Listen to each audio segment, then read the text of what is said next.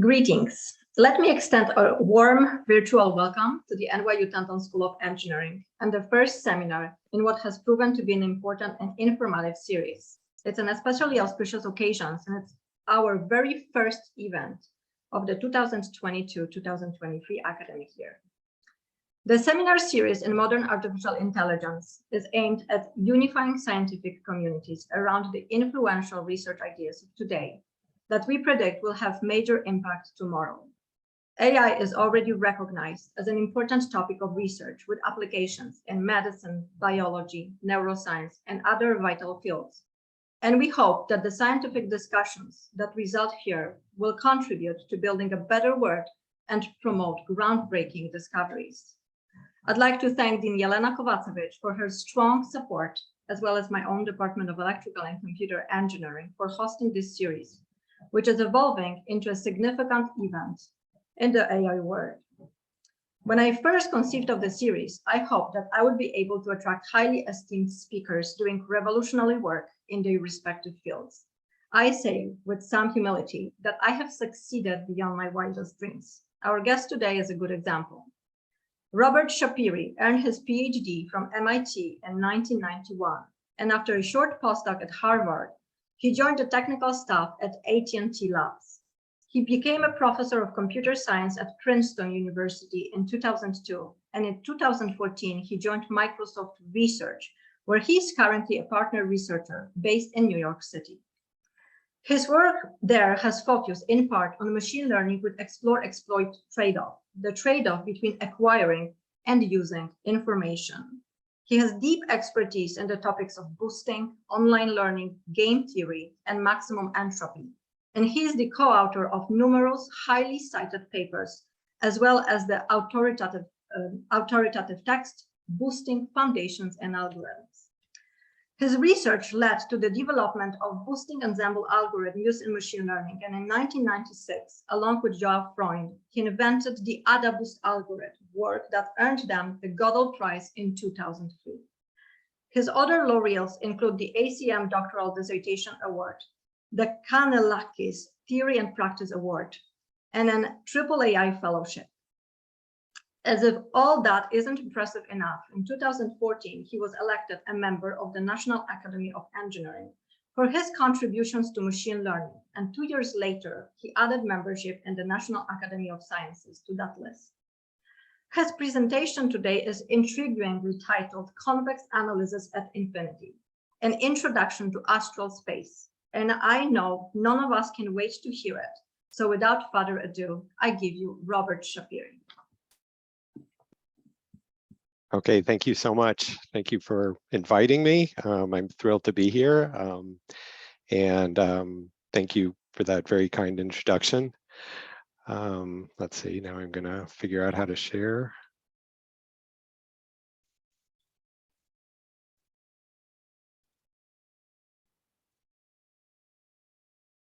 Oops.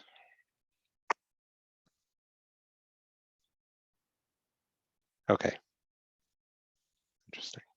Okay, right, so as Anna said, I'm going to be talking about convex analysis at infinity. This is joint work with Mira Dudik, Ziwei Ji, and Matu Stelgarsky. And this is the first time I'm giving a talk on this in public, so I'm pretty excited. Okay, interesting.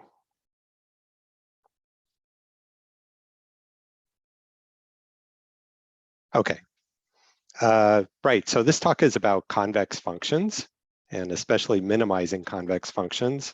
So when we think of convex functions, we might ideally think of a function that looks something like this, like bowl-shaped with a nice clear minimizer right there in the middle. And for a machine learning audience, I don't think I need to tell you that minimizing convex functions is the basis for many methods in machine learning and statistics, not to mention other fields. All kinds of methods are based on minimizing convex functions, maximum likelihood, maximum entropy, linear regression, logistic regression, boosting, support vector machines. And convex functions are just really, really nice. You know, to list just a couple properties, in a convex function, a local minimum has to be a global minimum. And if you're at a point whose gradient is 0, then you also have to be at a global minimum. And it's just generally easier to find and analyze algorithms for minimizing convex functions. And often, even for the non-convex case, the algorithms that you come up for the convex case can be helpful, or at least the insights can be helpful. And convex functions just have these very beautiful properties, things regarding continuity, conjugacy, differential theory, meaning like theory of gradients and so on, and lots more. So in studying convex functions, especially in studying how to minimize convex functions, it's very common to assume that the function being minimized actually attains its minimum at some finite point, like this function that I showed before, has a very clear minimum. But actually, it's often the case that the convex functions we're interested in have no finite minimizers. Like, for instance, this function, which is just the simple exponential function e to the x, which I'll talk more about on the next slide. This function has no finite minimizer. There's no finite point where the function is minimized. And so in cases like that, the function can only be minimized by a sequence as it heads off to infinity. And these things certainly happen in cases of practical interest. It can happen in maximum likelihood. It definitely can happen in boosting, logistic regression. These things really come up in practice. And in those cases where you cannot be sure that the function has a finite minimizer, it's often still possible to analyze convergence of those algorithms, but it usually takes more work and often takes techniques that tend to be more specialized, more carefully tailored. So in this talk, what we're trying to do is we're trying to develop a theory for studying those minimizers at infinity. So as I said, this can happen in really simple cases. So here's the exponential function, where, as I mentioned, the function there's no finite point, no real number where the minimum of that function is attained. So instead, the only way to minimize this function is using a sequence. So in this case, any sequence that's converging to minus infinity will minimize the function. And so in a case like this, we kind of wish we could say that the function is minimized at minus infinity. I mean, it's not, because the function's not defined at minus infinity, but we kind of feel like we should be able to say something like that. And there is a formal way of doing it.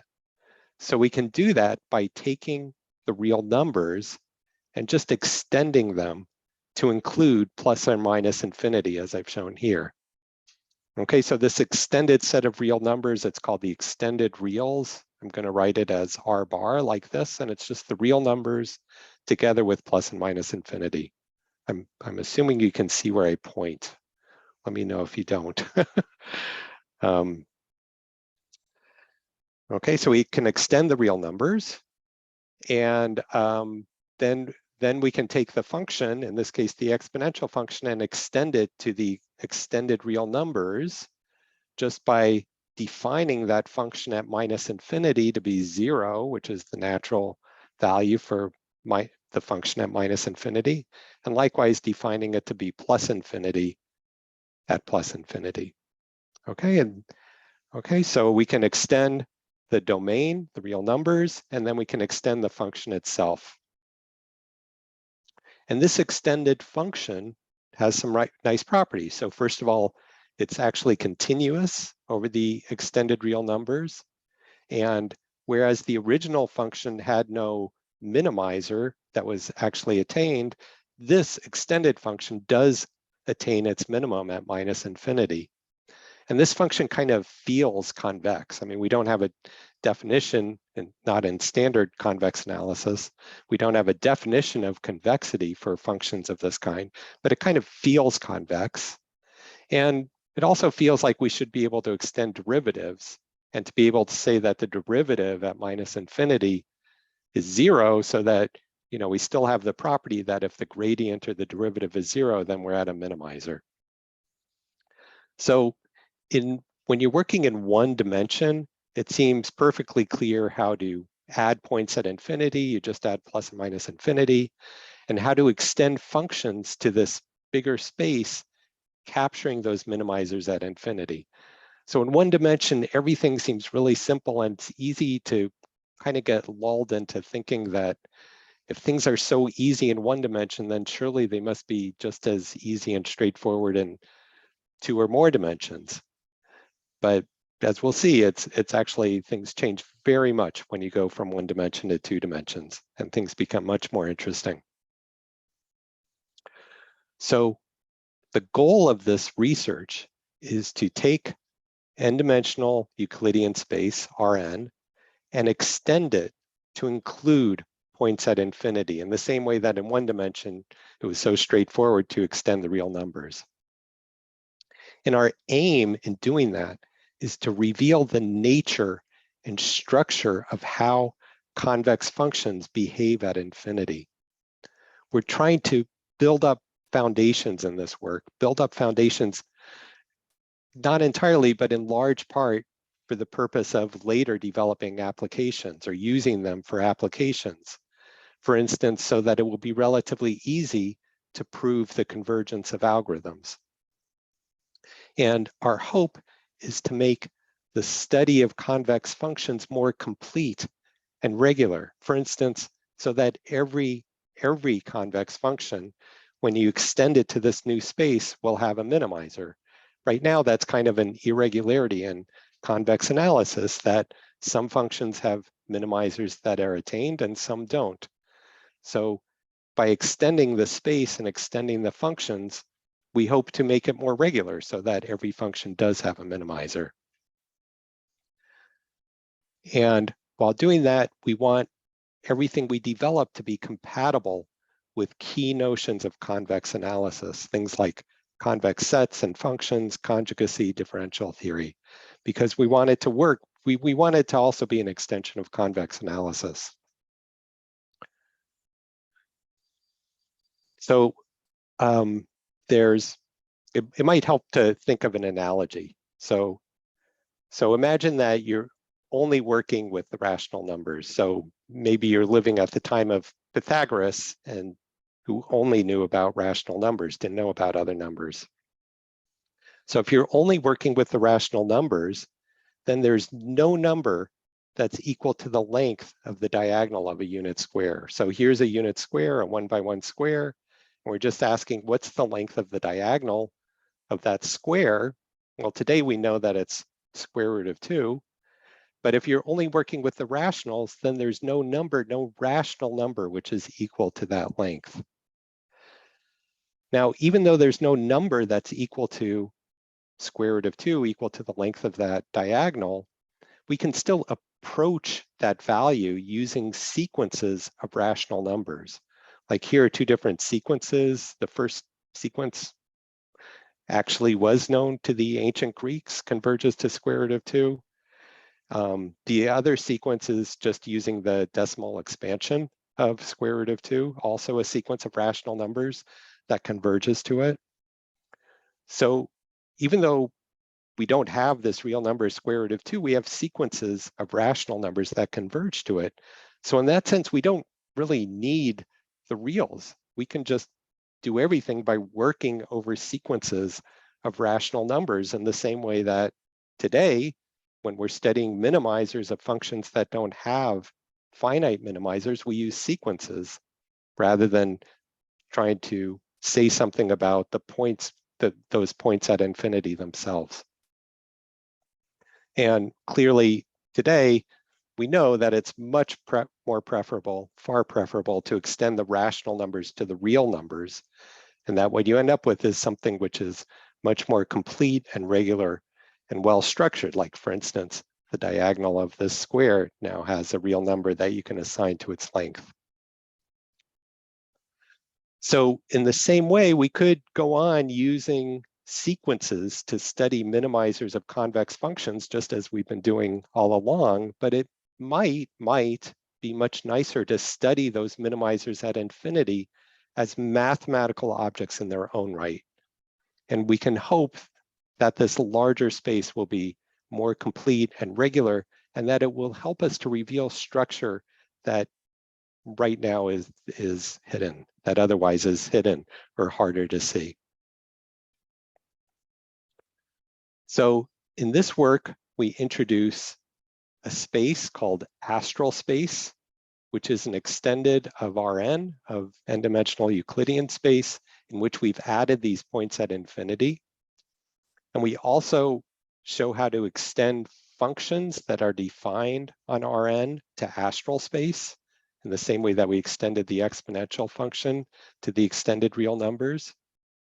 And we study key properties and topics extended to astral space, especially things that are relevant to convex analysis. Things like convex sets and functions, the topology of the space, conjugacy, continuity, gradients and subgradients, minimizers and descent methods.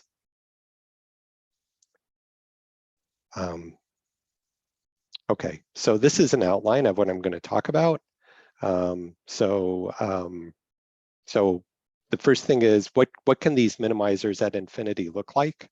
Then I'll talk about how to construct astral space. Then I'll talk about what astral points, that is points in this new space, look like. Then I'll talk about how to extend functions to astral space. And hopefully I'll have time to also talk about convergence of iterative algorithms. And if you have clarification questions as I'm talking, do let me know. I'm not sure I'll be able to see them, but maybe somebody has to turn on their microphone and interrupt me. Okay, so before diving in, let me just say a very quick word about notation. So I'm using n for the number of dimensions of the space we're working in. So scalars, that is numbers, real numbers, I'm denoting without bold, like x, y, so these are not in bold. And vectors, so points in Rn are always in bold, like x, u, v. So you can tell by whether it's bold or not, the type of the variable. Vectors x, like this, can also be written in terms of their components, x1 through xn, which are scalars, so they're not in bold. Also, importantly, all of the sequences, we'll talk a lot about sequences, so all of the sequences we talk about are always indexed by t, which runs 1, 2, and so on. So that means limits and convergence in this talk are always as t goes to infinity. And I use this notation, xt in parens, to mean a sequence with elements x1, x2, and so on. Okay, I think it's pretty standard. Okay, so the first thing is, what can these minimizers at infinity look like? So we're given a convex function f, so f will always be this function that we're given, where I'm always assuming it's convex for this talk, and it's defined on n-dimensional Euclidean space, and it can take values that are real numbers, or it can also take values that are plus or minus infinity, which is a standard thing in convex analysis. And in particular, that means that even though I'm not talking about constraints, this also includes constrained optimization problems, because if you have constraints, then you can just define the function you're minimizing to be plus infinity at all points which are outside of the feasible set. Okay, so not talking about constraints, but it's kind of built into the framework already. So as I've said before, if there's no finite minimizer for this function, then the function can only be minimized by a sequence of points xt as they head to infinity. And the first question we're asking is, what do those minimizers at infinity look like? Well, in one dimension, we already saw that if a sequence going to infinity can only converge to plus or minus infinity. So that's not so interesting. In 2 or more dimensions, there are lots more possibilities. So I wanted to start by looking at a couple examples. So here's the first example called diagonal valley. So it's defined on 2 dimensions, R2. And here's the function. It takes as input a two-dimensional vector, or equivalently two arguments, x1 and x2. And the function is just e to the minus x1 plus x2 minus x1 squared. So here's a plot, and this is convex. You can check it. Here's a plot of the function. So the top part is showing the surface of this function. And by the way, these beautiful figures were done by Matus. So the top part is showing the surface of the function. The bottom part, as kind of a shadow, is showing a contour plot of the function. So a contour plot is like a topographic map if you do hiking and so on. So each one of these curves is showing the points where the function takes a particular constant value. Like this yellow curve down here is showing, I don't know the actual value, but maybe it's showing where the function is equal to the value 5. Okay. And it's often more helpful to look at the contour map than the surface itself. Like in this case, you can see that the function is going down kind of straight through along this diagonal. And we can see that algebraically as well. Okay, so if you wanted to minimize this function, what would you have to do? Well, to minimize this first term, e to the minus x1, we need to let x1 go to plus infinity so that that term will go to 0. And to minimize this second term, we need x2 and x1 basically to be equal, or we need the difference x2 minus x1 to converge to 0. So in other words, to minimize, we need to follow a diagonal valley. We need x1 to be going to plus infinity, but we need x2 also to be going to plus infinity at essentially the same rate so that x2 and x1 will match. So for instance, one way of minimizing this function would be to let x1 and x2 both be equal to t, and then to let t go to plus infinity. Or the way I'll usually write it is to define a vector xt. I apologize for the conflict in notation, but since one is bold and the other is scalar, hopefully the other is not, hopefully you can keep it straight. But xt is a sequence element, a vector with components t and t, so it's just the point tt. So that's being shown in this figure. Here's the point 1, 1, 2, 2, 3, 3, and so on. And the function values, if you evaluate them, are just going to 0, which is the function's minimum.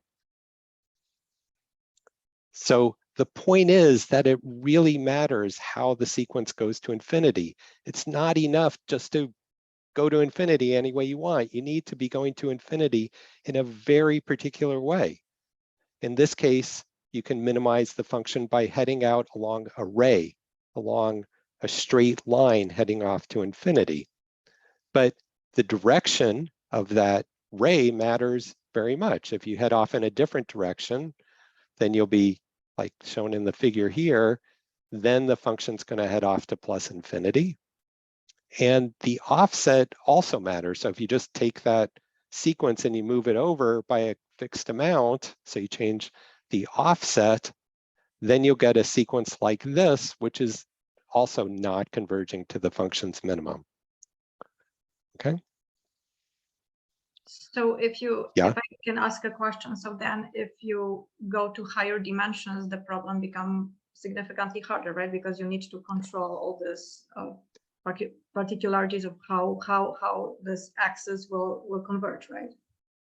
Well, yeah. I mean, we haven't even finished talking about 2 dimensions, yeah. but yeah.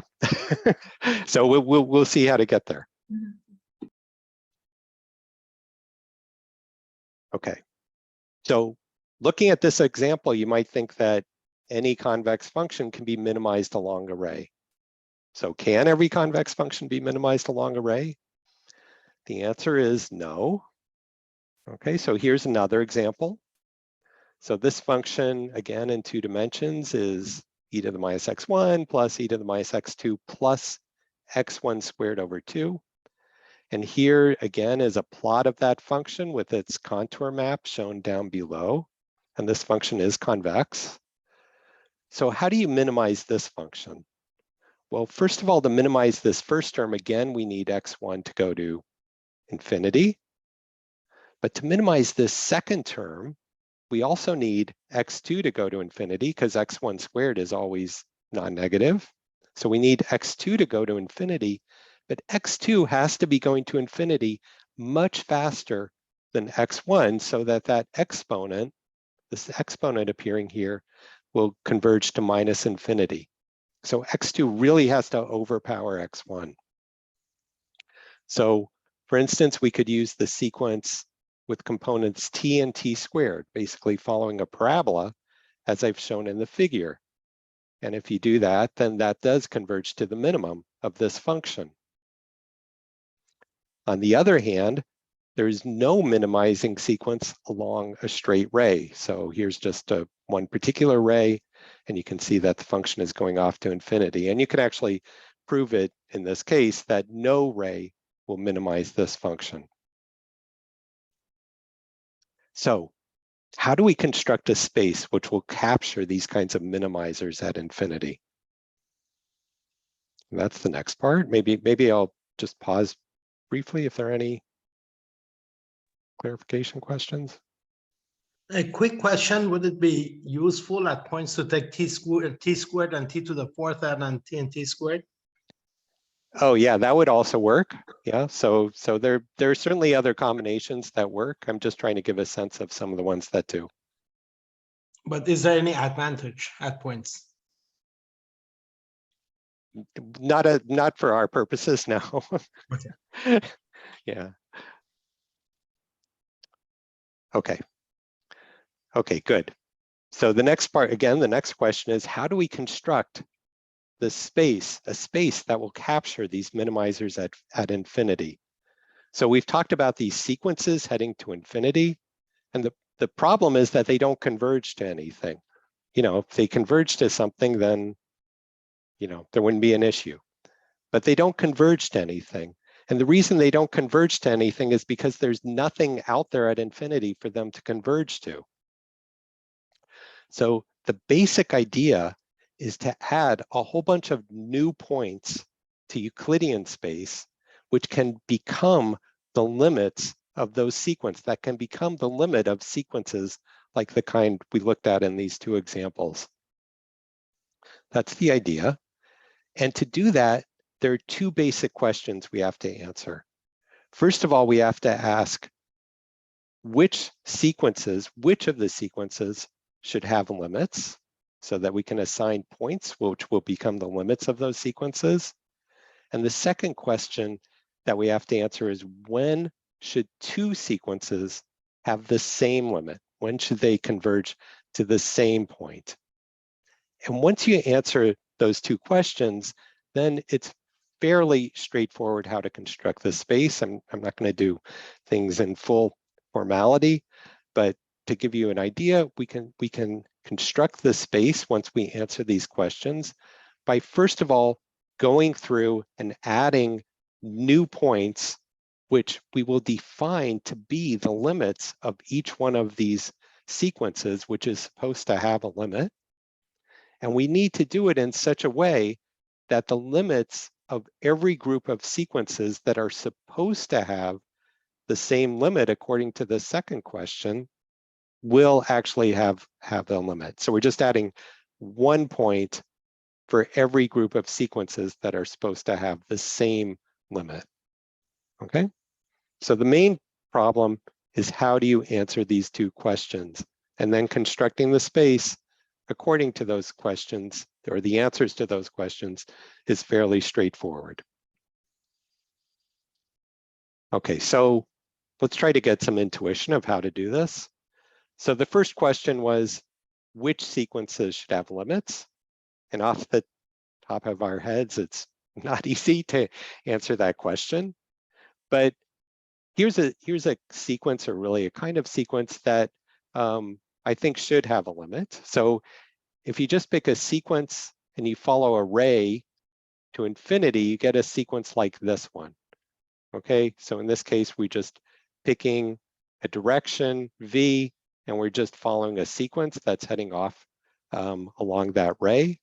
And I think it's reasonable that any sequence following a ray of that kind should have a limit. Okay, I think we can agree on that. And so, oh, it should have a limit. So I'm indicating, we're going to invent a new point star, which is going to become the limit of that sequence.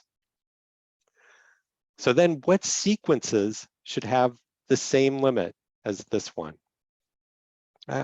Well, first of all, if we change the rate, here's some simple examples. If we change the rate at which the sequence is converging to infinity, so we're following exactly the same rate, we're just doing it much slower in this example, then that clearly should have the same limit. And likewise, if you take this original sequence, the black sequence, and you just perturb each of the points in such a way that those perturbations vanish as t gets large, that also should have the same limit. Those are both pretty straightforward. But here's a case which is not so obvious how to answer it. Suppose we take the sequence, the black sequence, and we shift it by a fixed offset. So I'm doing things algebraically, but you also can just look at the picture. So we're just taking this black sequence and we're shifting it by a fixed amount to get this different sequence. And the question is, and this sequence also should have a limit. And the question is, should these two sequences have the same limit? Should they have the same limit?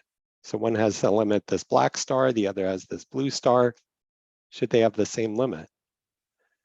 Now, you actually can answer this question either yes or no, but there will be consequences for the answer that you give to those, for the answer that you give to this question. So we believe that the answer should be no, that they should have different limits, because we believe that offset matters for minimization. Like we saw that in the diagonal valley example, that offset actually matters in that case. And more importantly, in actual applications, we often care about offsets. We don't just care about the overall direction of minimization. These two sequences have the exact same direction in which they're heading off to infinity. It's only the offset that differs, but in applications, we often care about that offset. Okay, so that's a bunch of intuitions. How do we actually capture them? So there's a basic principle that we're adopting in this work. The basic principle is, in answering these questions, we want to focus on the limits of these sequences in every direction. So in other words, along all possible one-dimensional projections of the sequence. So I realize this is kind of abstract, but I'll give an example on the next slide that hopefully will make it more concrete. We're going to use that principle to answer these two questions. So let me show you what I mean. So let's go back to those parallel sequences. Here are the two sequences again. And what we want to do is look at those sequences by projecting them in various directions. So we pick a direction. So let's say we pick this direction, which actually points straight to the right. So we create a line which is parallel to that direction, or actually it goes right through that direction, this line. And what we can do is we can take the first sequence, the black sequence, and we can project it onto that line. So I'm just taking each one of those points of the sequence and projecting it onto the line. Algebraically, what we're doing is we're just taking the inner product of each sequence element with that vector u, which in this case just turns out to be 2 times t if you do the algebra, which converges to plus infinity. And we can also see it in the picture, converging off to plus infinity here. And then we can do the same thing with the other sequence, project it down onto the same line, and again, look at its limit, which again is plus infinity. So far, looking in this direction u, these two sequences have the same limits. But now let's look in a different direction. So now I'm picking a different vector u and doing the same thing, projecting the sequences onto the line that goes through that vector u.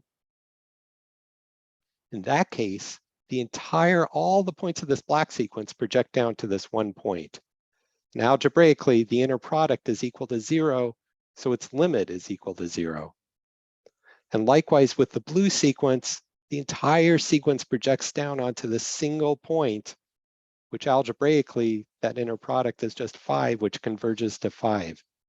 So you can see either in the picture or algebraically that the limits are different. So in some direction, namely in this direction, the sequences have different limits. And so therefore, we're going to require that these two sequences have different limits, that these two limits will actually be different in the space that we're constructing. Okay, so bringing this together, the first question again is which sequences should have limits? Well, the answer we're giving is exactly those sequences that converge in all directions. That's the phrase we use, converge in all directions, which means that the limit, when you do these inner products, has to exist for every vector u in Rn, every direction. And when should two sequences have the same limit? Well, exactly when they are all directions equivalent is the phrase we use, so that they have the same limit in every direction. So what that means algebraically is that the limit when you do these inner products of the first sequence should be exactly the same as the limit for the second sequence for every possible direction u. And importantly, these limits are being taken in R bar, the extended real numbers. So these limits can take the value plus minus infinity, as we saw in the last example. If we just restricted to the real numbers, we would just get ordinary convergence in Rn. So how do you select directions? Oh, all of them. It has to be all of them. So these criteria have to hold for all of them.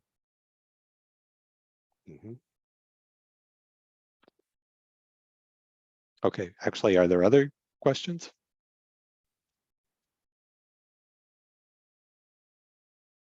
Okay, so now I can say what astral space is. By the way, we chose the name Astral because the root aster means star. And so not in a literal sense, but in a poetic sense, we can think of stars as these points off at infinity. So astral space, we denote it like this, Rn with a bar over the whole thing. And astral space is constructed by adding these new points to Rn, just enough new points in the way I described before, so that a sequence will have a limit in astral space if and only if it converges in all directions. And two sequences will have the same astral limit if and only if they are all directions equivalent. And again, this can be formalized. I'm trying to give you main ideas. So in one dimension in particular, this means just adding 2 points, which basically correspond to plus or minus infinity. So one-dimensional astral space is just the same as the extended reals.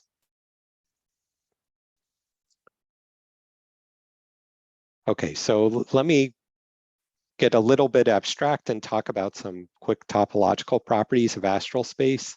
The most important one is that astral space is compact. So if you know what compactness is, great. If you don't know what compactness is, suffice it to say that it's just a very powerful mathematical property. For instance, for proving convergence of iterative algorithms. I mean, it's powerful for all kinds of reasons, but that's one of them. And this is what really makes working in Rn so hard, is the fact that it's not a compact space, but astral space, which is larger, actually is compact. So astral space is what's called a compactification of Rn.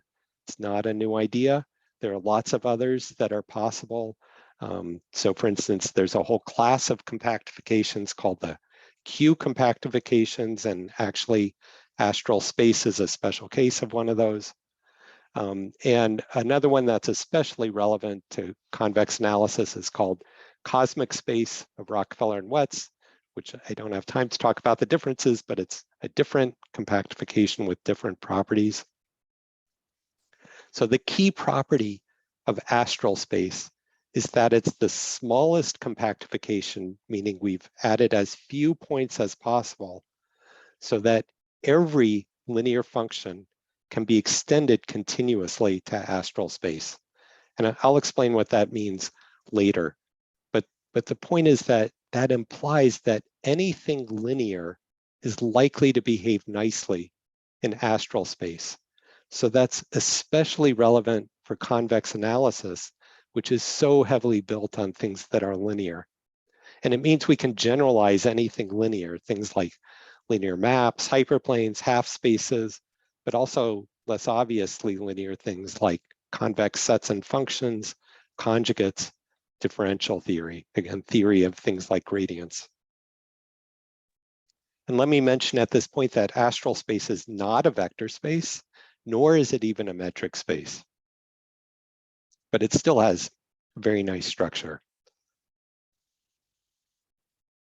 Okay. Professor, Yeah. Professor, I have a doubt like about when to use these different convex functions instead of the conventional convex function in loss. Like in how do we get to know about this? How do we know about convex functions? I'm sorry, I didn't understand the question. I mean using the different convex functions. Like how do we get to know like when to use some other convex function instead of the conventional one? Yeah. So how to use convex functions defined on astral space rather than on Rn. Is that what you're asking? Yes. Well, I would say the goal is to build up theory, and as we'll see, hopefully, if I make it to the end, you know, the theory is relevant to Rn also. So at this point, we're kind of building up theory. It's not usually a choice of do you want to use a standard function or an astral function. It's more like you start with a standard function and then you extend it to astral space and you're using it to say things about the original function. I think you'll see that more later in the talk. Okay, Thanks. so it's not one instead of the other. Thanks. Good, other questions?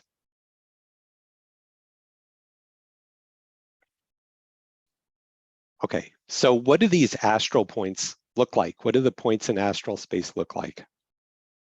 Well, as I've said before, the simplest sequence to infinity is along a ray starting at the origin. So a sequence like this, which we've seen before, where the elements are t times some fixed vector v. Okay. So in that case, you can show that this sequence converges in all directions. This actually is a short proof showing that it converges in all directions, where you just take that inner product and show that it has a limit. I won't go through it because I'm starting to get short on time. But because this sequence converges in all directions, it has to have a limit in astral space because that's how we constructed the space.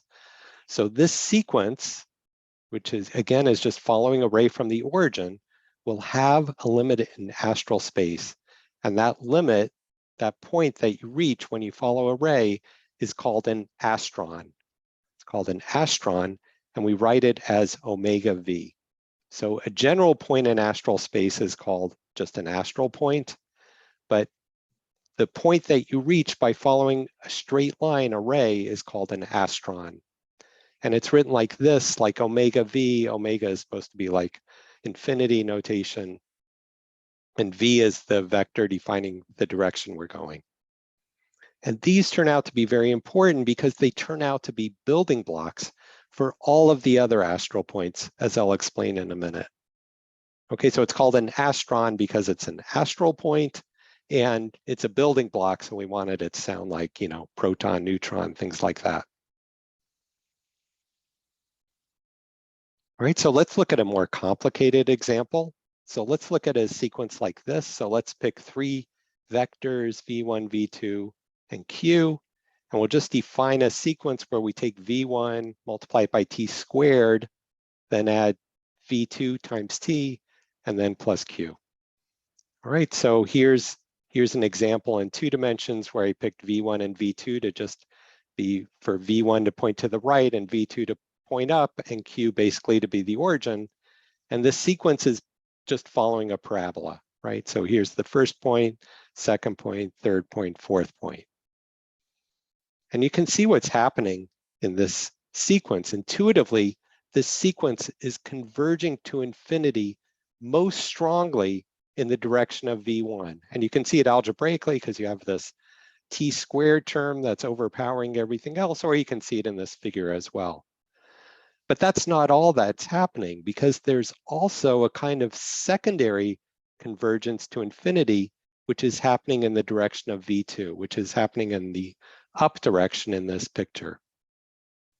And then there's also this finite shifter offset by Q. So this sequence you can show converges in all directions. So it has to have an astral limit by the way we constructed the space. And it turns out we can write the limit, that point x bar, in a particular form. By the way, I forgot to say that we write astral points in bold with a bar over them, like this x bar. Okay, so we can write that limit of this sequence in this particular form. So omega V1 and omega V2, those are astrons, the two astrons corresponding to V1 and V2. And Q is the same point over here. And this funny dot plus notation is called leftward addition. So I don't have time to explain it, but it's similar to vector addition in many ways, but it's not commutative. It's not commutative like vector addition. But in other ways, it's a lot like vector addition. So for instance, it's associative and has certain distributive properties. So it's similar to vector addition, but it gives a kind of dominance to the term on the left. So when you're adding plus infinity and minus infinity, you're not allowed to add those. So in leftward addition, what we're doing is we're always giving dominance to whichever term is on the left when we add plus infinity and minus infinity. Again, I'm sorry I don't have time to explain it in more detail. Sorry, just to interrupt, Robert. If V1 and V2 were not orthogonal in this case, then would this property, or would it then be equivalent to just V1? It's still true. It's still true. Yeah, so this is what I wrote here is true for any V1 and V2. Yeah, and the example I picked orthogonal. Okay, so it turns out that every astral point, x bar, can be written in a similar form. So any point in the astral space can be written as a leftward sum of astrons, where rather than two astrons, we might have k astrons, and then leftward plus some finite part q. Any point can be written in this form. And what's more, actually following up on the last question, it is possible to represent any point in such a way that V1 through VK actually are orthonormal, and Q is orthogonal to the VIs.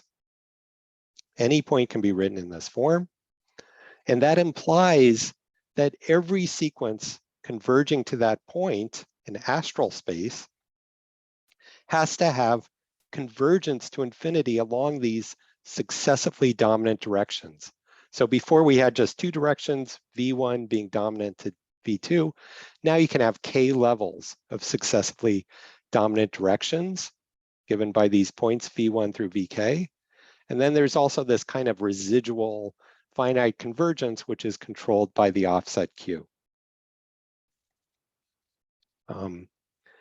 Also, let me mention a little terminology. We use the phrase astral rank for this number k, for the number of astrons in this point's representation. So astral rank 0 means there are no astrons. So then you're just left with the finite part. So astral points with astral rank 0 are actually just points in Rn. And points with astral rank 1 are exactly the points that are the limit of sequences along array.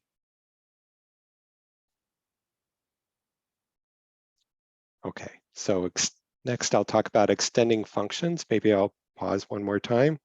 Oh no, look how short on time I am. Heck, I talk too much. You All can the same. go a little bit over the time, don't worry about it. Okay. Okay, let me talk about how to extend functions. Okay, so the question is, we're given a convex function f, okay, which is defined on Rn, and we want to extend it to astral space. So we want to define a function f bar whose domain now is astral space, Rn bar. And we want to do it in such a way that the attained minimizers of f bar over astral space will capture the minimizers of f over sequences in Rn. That's what we're aiming to do.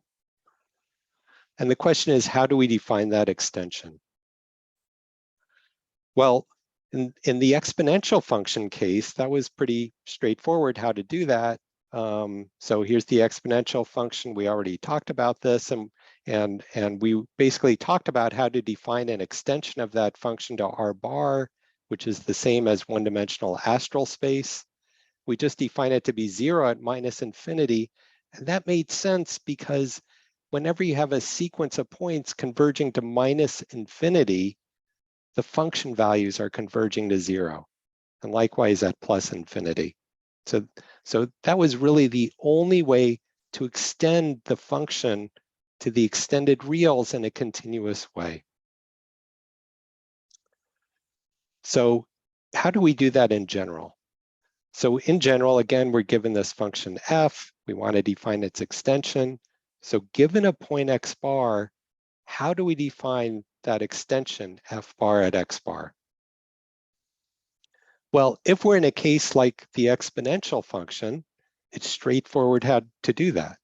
So if this limit exists and it's the same for every sequence converging to that point x bar, like in the exponential case, right? The limit of the exponential exists for every sequence converging to minus infinity, and it was 0. So the only reasonable thing to do is to define its extension to be 0. So in this general case, if the limit is always the same, we should just define f bar of x bar to be that value y.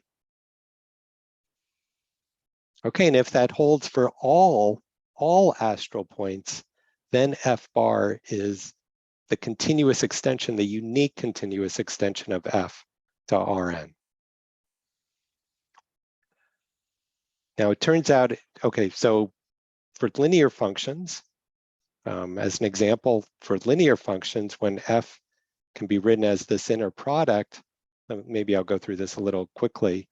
So if for any sequence that converges to the point x bar, this limit that we care about has to exist and has to be the same for every sequence that converges to x bar. And so since this limit is the same, we can define this notation, x bar dot u, for the limit of this inner product. For it has to be the same for any sequence converging to x bar, exactly by the way we constructed astral space. And so then the extension of f bar at that point x bar just becomes this extended dot product, x bar dot u. And the point is that you get a continuous extension of this function, and every linear function can be continuously extended to astral space. Something I mentioned before, but this is what I actually meant. So coming back to diagonal valley, this diagonal valley example, well, we can show that this function also extends continuously to astral space. So before we saw that this function is minimized by a sequence like this, xt equals t times v, where in the example, v was this vector 1, 1. Well, now we can say, now we know what the limit of a sequence like that is. It's exactly the Astron omega v. So we can say that f bar, the extension of f, is minimized at this Astron omega v. And since the extension is continuous, that means that f is also minimized by any other sequence that converges in astral space to that same point, omega v. So I really don't have time for this, but let me mention that the minimization functions that come up in things like linear regression, logistic regression, boosting, and so on, all of those functions also have continuous extensions, Okay, so this covers a lot of functions. Okay, what do we do if there's no continuous extension? If there's no in the continuous case, we just define the extension to be this limit, which is the same for every sequence. In the general case, we just define the extension to be the minimum possible value of that limit over the sequences converging to X bar. And don't worry too much about the definition, but the important thing are the properties of this extension. So this extension F bar might not be continuous, but it does have to have another property. It does have to be lower semi-continuous, which is a weaker form of continuity that comes up a lot in convex analysis. Also, what's really important is that this function F bar must attain a minimizer in astral space. So this is one of the things we wanted, that when you extend a function to the space, it has to attain a minimizer. And the F bar has that property exactly because astral space is compact. Okay, maybe I'll skip that point.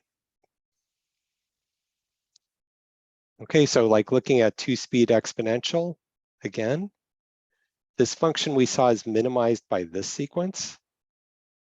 Okay, it's t comma t squared, which we can write as t squared times e2 plus t times e1, where e1 and e2 are these standard basis vectors.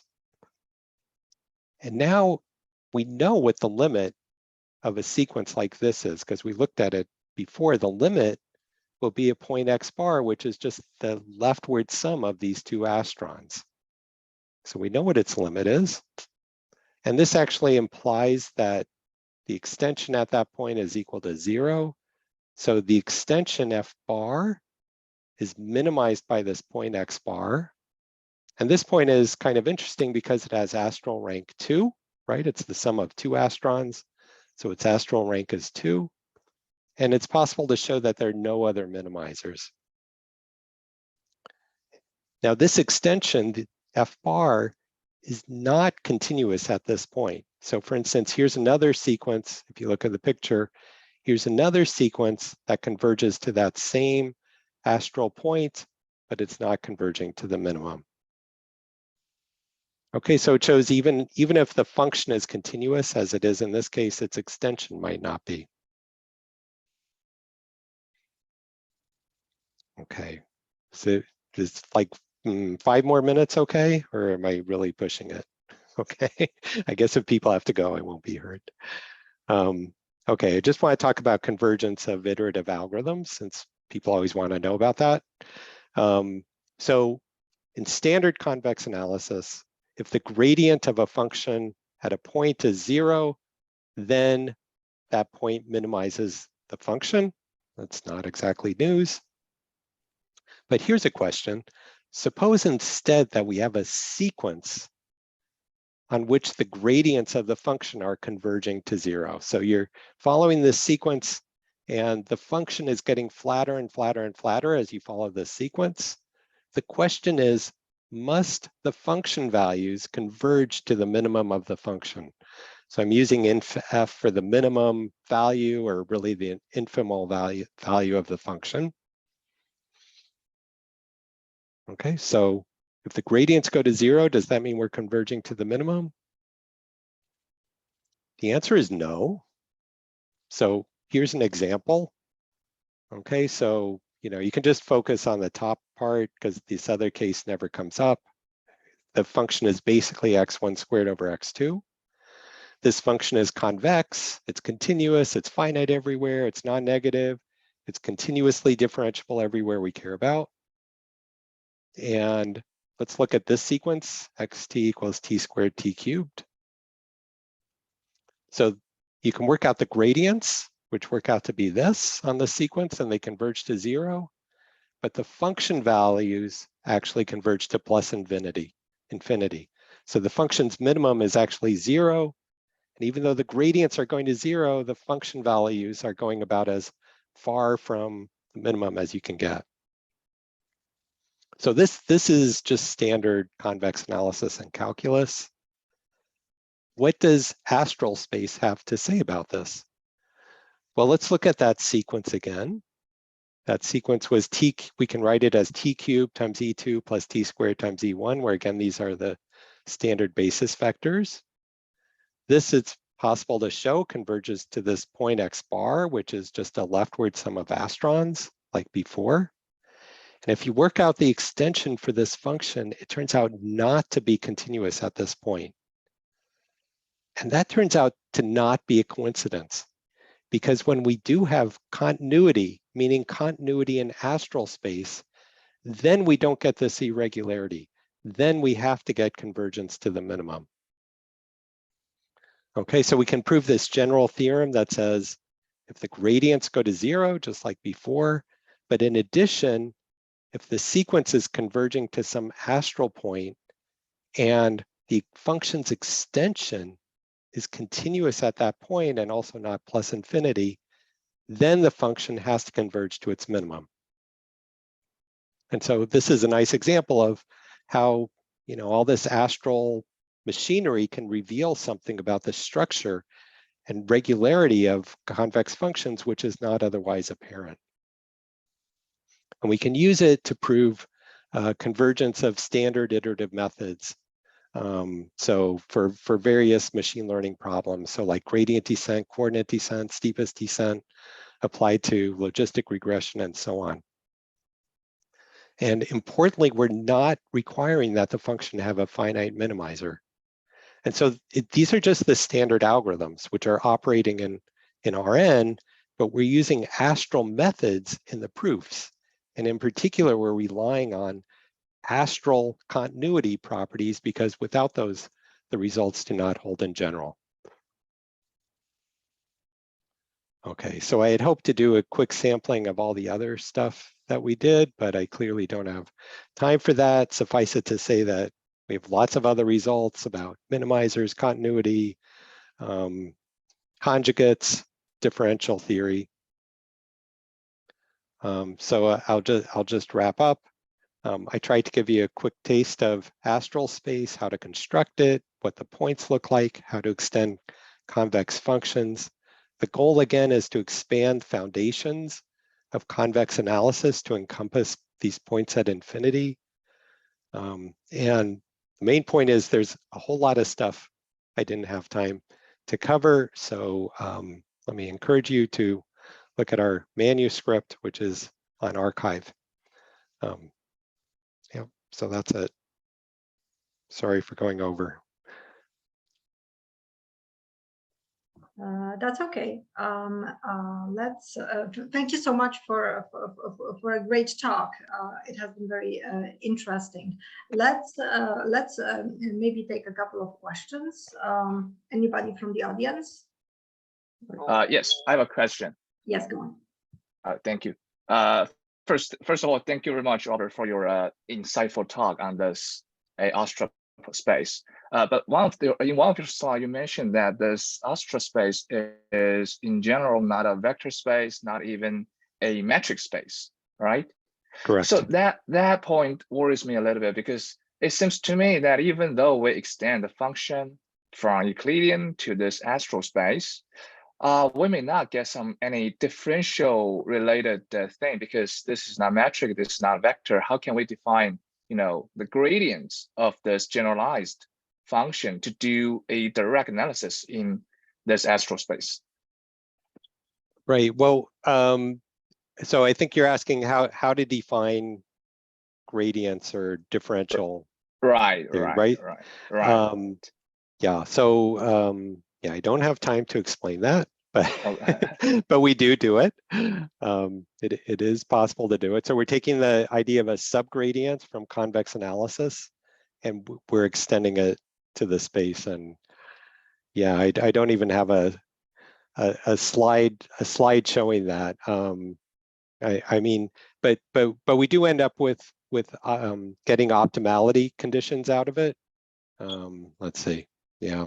We do end up getting optimality conditions from it, which means that, you know, so the basic relationship is that if the gradient or a subgradient is equal to 0, then you have to be at a minimizer.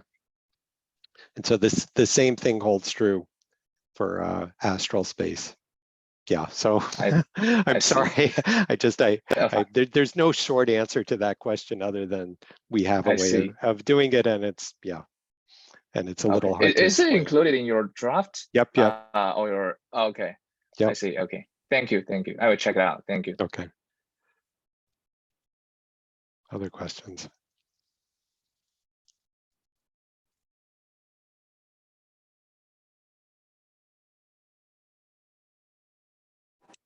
Hello, I have a question, please. Okay.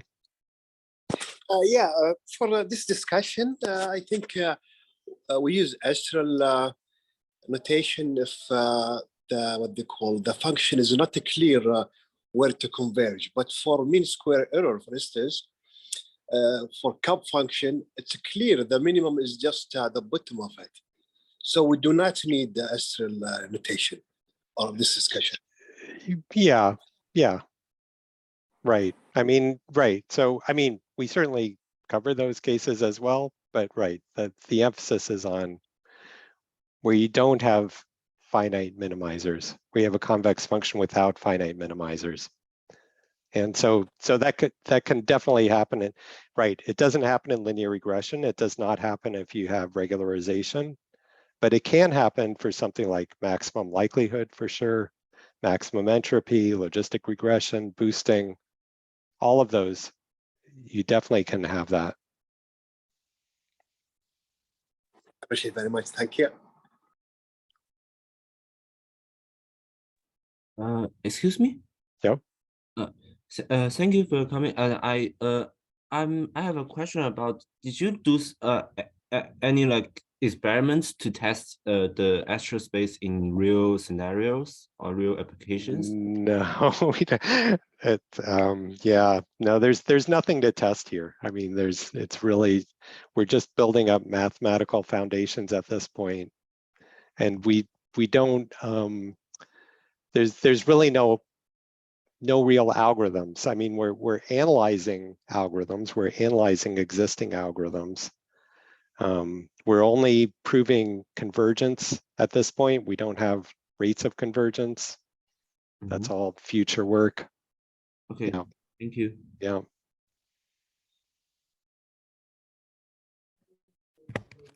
Professor, I had a question regarding left dominance of the Astron. So when you are adding, I'm sorry. Yeah, I missed the word you said. Can you say it again?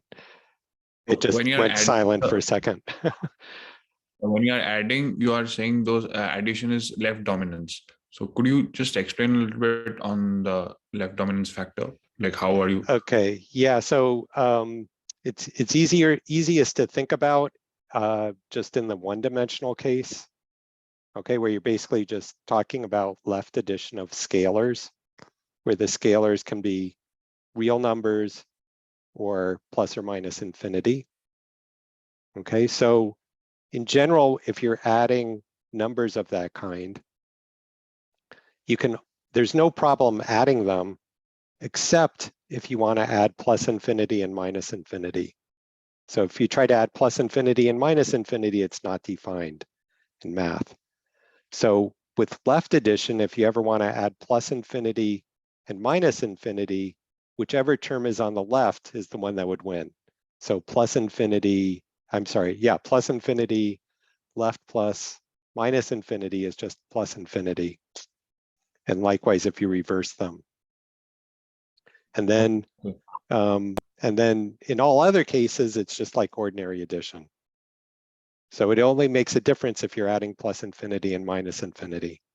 And then we just have a way of extending that to astral points. Yeah, if I had something to write on, I could. Yeah. If you let's see. Yeah, I could bring up our manuscript, but that'll take too much time. Yeah. So that's the basic idea. I think it's easiest if I just point you to the manuscript to where it's defined, since I don't really have a good way of writing on anything.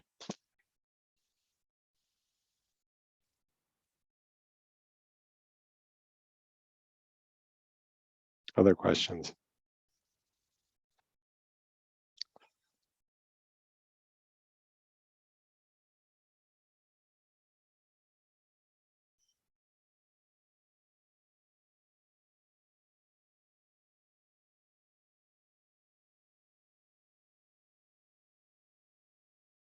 So maybe I have the last question. Okay. It's probably rather fundamental, and but can this new mathematical tool also, do you think it can help in designing new algorithms? Or because I understand that so far, for now, you're building the tool which essentially helps to extend the existing analysis, right? So this is a very powerful mathematical tool that covers many frameworks that exist in machine learning. Some of them that can be tackled with standard analysis, some cannot. So this is a more general framework. Do you think it can also help to, say, design algorithms? Or it's hard to say. Yeah, it's hard to say at this point.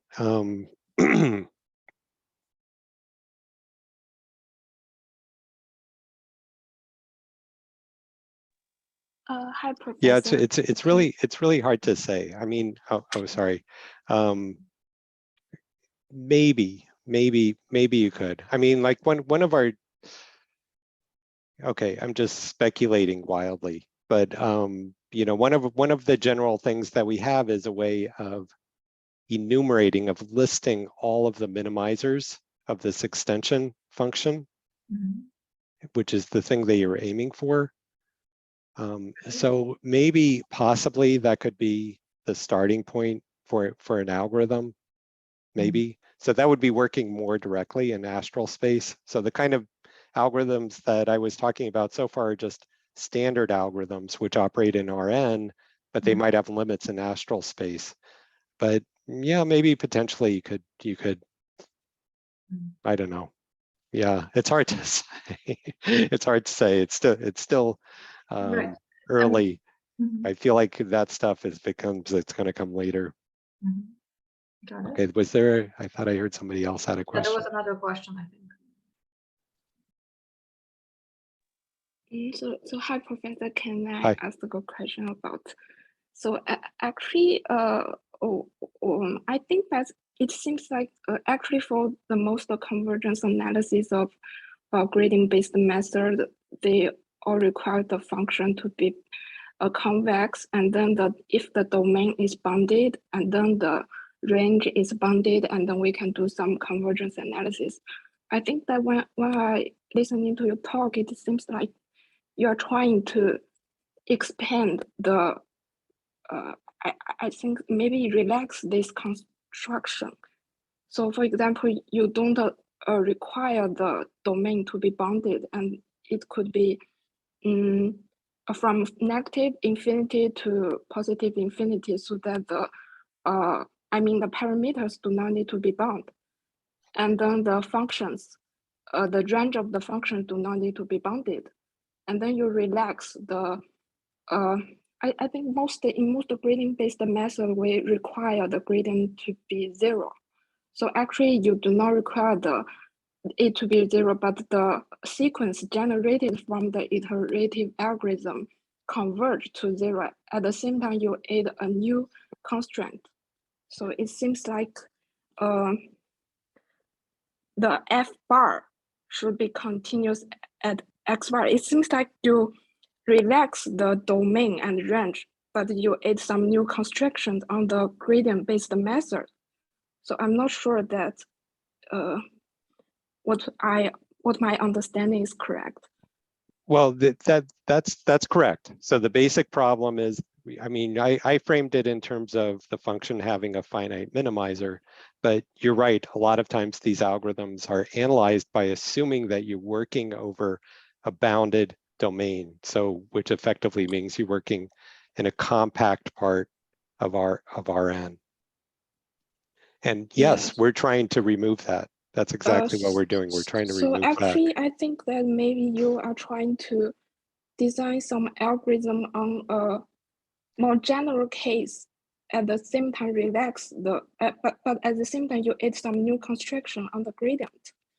Well, okay, so let me just say that the part about the gradient, that was just meant to be one example of the things that we're working on. So, or that we have in our manuscript. That was just meant to be one example. So it's not even really the main thing.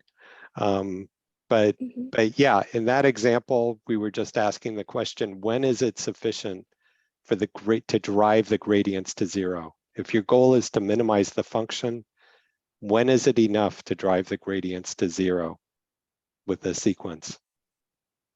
And the answer is not always. It's not always enough.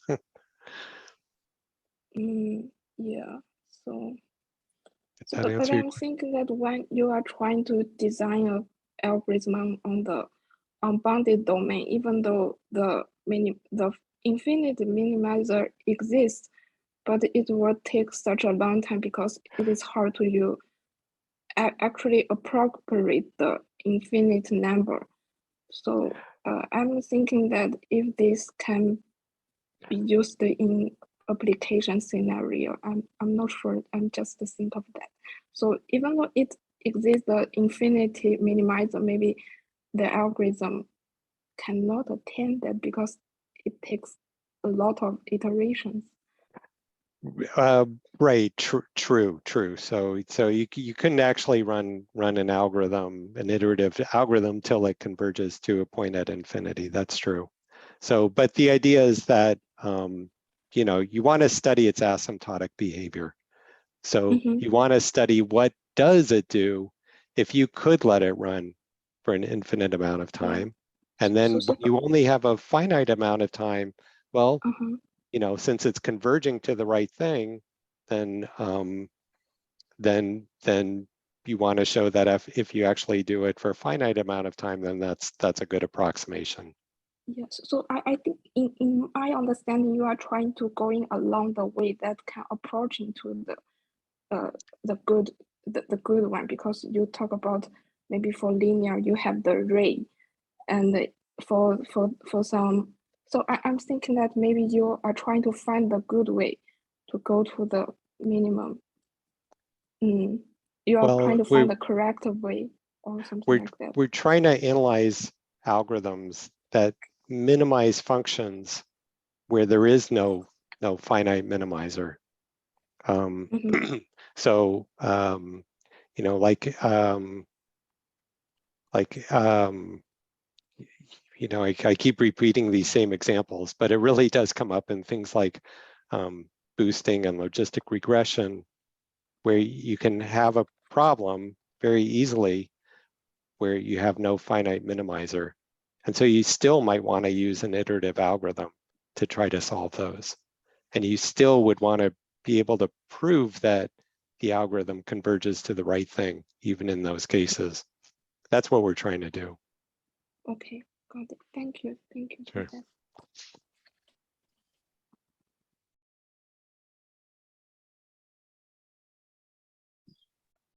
Maybe last question, if somebody has a question, and then we will wrap up. Hello, Professor. So I just wanted to know about, like I had a small question about your notations. So you said that there's a left term that converges more rapidly to infinity, and then you have a plus with a dot symbol, and the next term converges less slowly. So how would you represent if both terms are converging at the same rate, or like you take trajectories to progress in directions where the convergence is more in a certain dimension and less in the other dimension? Well, if they're going at the same rate, then you're going to end up with a single Astron. So let me see. Let me go back to that example. You're talking about this example, right? Yeah. So you're saying if this was instead of t squared, this was like 5 times t or something. Yeah. So in that case, these terms would combine and you would get a single Astron down here. So you would get like omega of 5v1 plus v2. You see what I'm saying? You'll end up with Yeah, t yeah, I times got a it. single vector. Okay. Yeah. Yep. And this was just meant to be an example. Yeah. I mean, clearly we don't restrict ourselves to sequences of this kind. This was just meant to be an example. Good. Well, thank you all for the questions. Thank you so much, Robert, once again. And we will let you go for a lunch break, and then we will reconvene with your individual meetings. Okay. Thanks again. Thanks.